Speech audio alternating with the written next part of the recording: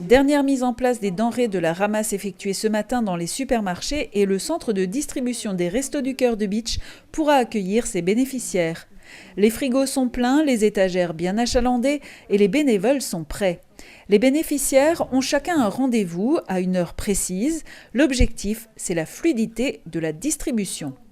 Alors, on a tablé au départ sur 4 familles par quart d'heure. On les a données par quart d'heure justement pour éviter les attroupements. Et maintenant, vu l'affluence, on est déjà monté à 5 par quart d'heure. C'est vrai que c'est un peu dommage et on le déplore, mais ça va être un peu au détriment de la convivialité. Ça va être du genre vite, je fais mes courses. Les bénéficiaires suivent un parcours bien précis pour ne pas se croiser. On commence par le pain et les boîtes de conserve pour finir avec les produits frais.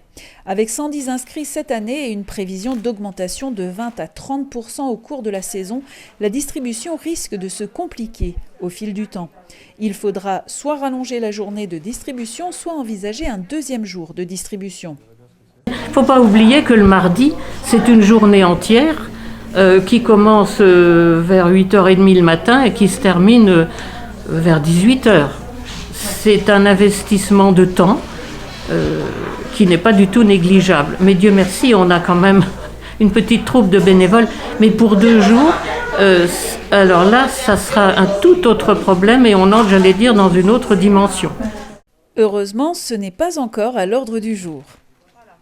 Noël est bénéficiaire avec son fils, mais il est aussi bénévole.